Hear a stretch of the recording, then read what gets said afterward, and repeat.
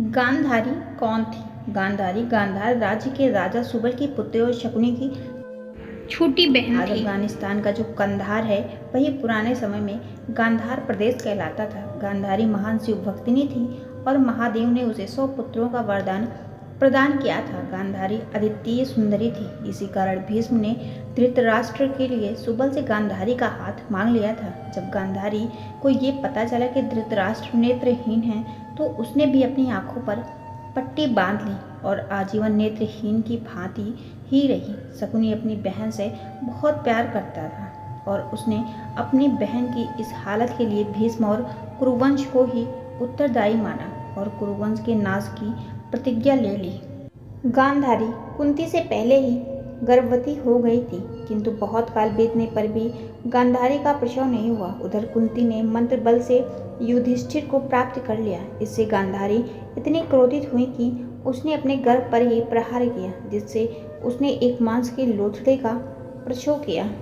जब महर्षि वेदव्यास ने ये सुना तो उन्होंने उस मांस पिंड के 101 टुकड़े करवाकर 101 घी के घड़ों में रखवा दिए। समय आने पर उन घड़ों से 100 कौरव और एक दुशाला का जन्म हुआ। उनमें दुर्योधन सबसे ज्येष्ठ था। गांधारी का जीवन एक सच्चरित्र स्त्री का है। वो पतिव्रता थी, किंतु उसने सदैव धृतराष्ट्र और अपने पुत्रों को अन्याय करने से रोका। उसने कुंती के पुत्रों को अपनी संतान के समान ही प्रेम किया। वो एक विदुषी स्त्री थी और राज्य चलाने में भी धृतराष्ट्र का सहयोग किया करती थी। उसने सदैव धृतराष्ट्र और दुर्योधन को धर्म के मार्ग पर चलने को प्रेरित किया, किंतु ऐसा हो नहीं पाया। गांधारी महाभारत के युद्ध से बहुत क्षुब्ध थी।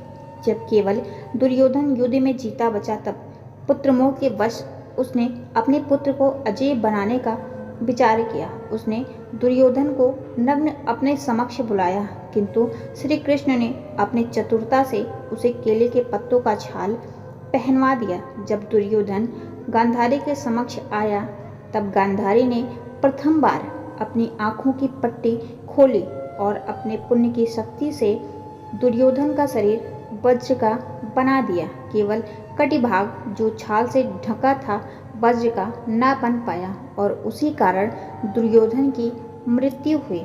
महाभारत के युद्ध के लिए गांधारी ने श्री कृष्ण को ही दोषी माना और उनके समस्त वंश के नाश का श्राप दे दिया। युद्ध समाप्त करने के बाद कई वर्ष तक धृतराष्ट्र और गांधारी हस्तिनापुर में ही रहे, किंतु फिर बाद में संन्यास लेकर दोनों वन को चले गए। कुंती भी उनके साथ गई। वहीं वन में एक दिन आग लग जाने के कारण तीनों की मृत्यु हो गई।